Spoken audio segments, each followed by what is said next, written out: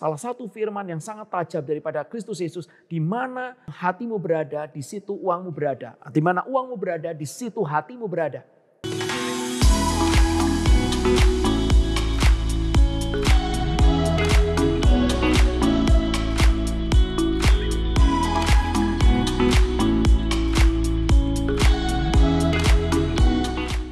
Hai teman-teman, kembali lagi ke Boba Time, boleh bahas time bersama saya Lin. Saya Kevin. Saya Agus.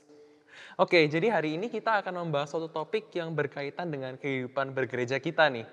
Nah, benar banget nih. Nah, ini mungkin bagi teman-teman di luar sana ini satu topik yang mungkin kontroversial ya. Tapi ini sangat penting dan fundamental untuk kita bahas. Dan hari ini kita juga sebenarnya ini menepati janji kita ya dalam episode yang pertama. Kan kita udah kasih sneak peek bahwa kita akan bahas topik ini. Dan kita akan bahas lebih dalam supaya kita mengerti gitu apa artinya topik ini hari ini. Nah, apa sih topik ini sampai sekontroversial itu? Jadi kita hari ini akan membahas tentang topik perpuluhan. Nah Pak, untuk memulai sesi kita pada hari ini, apa sih itu perpuluhan? Boleh dikasih definisi atau pengertiannya dulu nggak? Jadi perpuluhan itu sebenarnya adalah tindakan iman. Artinya tindakan iman itu adalah tindakan ketaatan kepada firman. Yang di dalam hal ini firman Tuhan menyatakan khususnya di dalam Maleaki. Berkenaan dengan Tuhan menginginkan orang-orang Israel itu mengembalikan 10% dari seluruh penghasilannya ke rumah Tuhan. Nah, sekarang pertanyaannya, kenapa sih namanya perpuluhan gitu? Dan kenapa mengasihinya 10%? Apakah 10% ini punya makna tersendiri? Jadi sebenarnya kamu boleh kok kasih lebih daripada 10%. Ya. Jadi ada orang tanya sama saya, Pak, apakah perpuluhan itu masih berlaku? Dan apakah itu berlaku dalam perjanjian baru? Jawabannya adalah enggak, sudah enggak berlaku. Terus kemudian saya katakan engkau boleh memberikan 20%, 30%, 40%, enggak harus 10%. Jadi ya namanya perpuluhan karena memang di dalam Alkitab dikatakan 1/10. Gitu. Tetapi itu tidak berarti bahwa engkau harus memberikan 1/10 saja. Engkau boleh memberikan itu lebih. Kunci daripada semuanya ini adalah hatimu rela dan hatimu mengasihi Tuhan dan pekerjaannya. Orang yang hatinya mengasihi Tuhan dan pekerjaannya, dia akan memberikan dengan kerelaan yang banyak di dalam hidupnya. Oke, nah berarti anggapan di mana persepuluhan ini adalah satu keharusan yang ada di dalam perjanjian lama. Habis itu kan ada orang-orang yang ngomong kayak gini Pak, oh persepuluhan itu ada di perjanjian lama, tapi hukum-hukum yang di perjanjian lama kan sudah digenapi oleh Yesus Kristus nih di perjanjian baru. Jadi mereka nggak perlu lagi memberi persepuluhan. Itu berarti salah ya? Itu salah. Karena perpuluhan itu adalah sesuatu yang jelas dalam perjanjian lama. Semua hukum-hukum yang dalam perjanjian lama itu tetap berlaku di dalam perjanjian baru. Bahkan 10 hukum Taurat semuanya berlaku. Tidak ada yang tidak berlaku sama sekali. Tetapi sekali lagi di dalam hal seperti ini, saya tidak mau bicara berkenaan dengan keharusan. Ya, itu adalah sesuatu prinsip yang Allah sendiri berikan kepada umatnya. Ya, kita mesti taat. Tetapi kita harus tahu bahwa ketaatan kita bukan seperti ketaatan legalistik Farisi. Tetapi ketaatan kita adalah ketaatan seperti anak yang dikasihi oleh bapaknya. Jadi ini adalah bersangkut paut sama hati. Dan saya teruskan tadi, ini adalah bersangkut paut dengan mengasihi. Namun kalau misalnya mengasihi seseorang, ya, kamu memberikan sesuatu kepada dia, pasti itu adalah karena hatimu ada pada dia. Maka engkau tidak akan hitung-hitungan. Kalau misalnya saja seorang tua melihat daripada anaknya sedang sakit di rumah sakit. Apa ya dia bilang begini sama anaknya, anak kamu sekarang ini mesti pergi opnam. Dan nanti mesti operasi. Papa akan take care kamu. Tetapi cukup 100 juta aja ya. Lebih daripada 100 juta aku tidak peduli. Kamu mau seperti apa terserah. Mau tertolong atau tidak. Tidak. Dia akan membawa seluruh uangnya untuk memberikannya kepada dokter atau apa. Untuk bisa membuat anaknya itu kembali sehat. Kuncinya adalah satu, hati.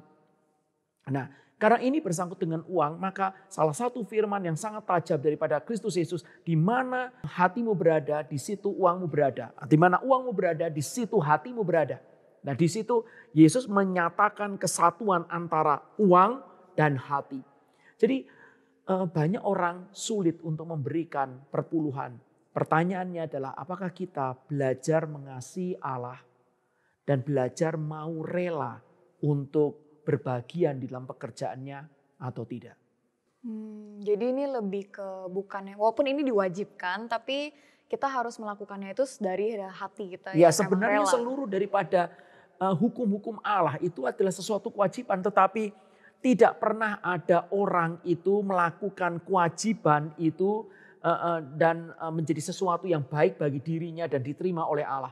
Tuhan menginginkan ketaatan kita adalah timbul dari hati. Dari cinta kita untuk Tuhan. Iya, tepatnya dan cinta kita saya sangat-sangat hati-hati ketika bicara mengenai cinta. Karena cinta kepada Tuhan, karena siapa sih kita manusia sehingga kita bisa mengasihi Allah. Saya rasa kita tidak mampu, bahkan kita tidak layak untuk memiliki kasih kepada Allah. Itu semua pemberian Tuhan. Tetapi lebih tepatnya adalah karena Allah mengasihi kita dan kita belajar untuk berterima kasih kepada Dia. Itu lebih bagus ya, kalimat aku salah ya tadi. Kurang tepat, Kurang bukan tepat, salah, ya. kurang precise. Yang didengerin Bapak Agus ya, jangan saya. Oke, nanti kan bicara tentang kerelaan hati, bagaimana kita harus rela dalam memberi perpuluhan nih. Tapi kalau misalnya nih Pak, untuk orang-orang yang mungkin seperti saya dan Kevin nih belum bekerja, dan mungkin banyak juga kayak mahasiswa yang belum berpendapatan, apakah kita wajib untuk memberikan perpuluhan sedangkan kan kita belum dapat penghasilan sama sekali? Ya sih, sebenarnya perpuluhan itu diberikan oleh orang yang sudah memiliki penghasilan.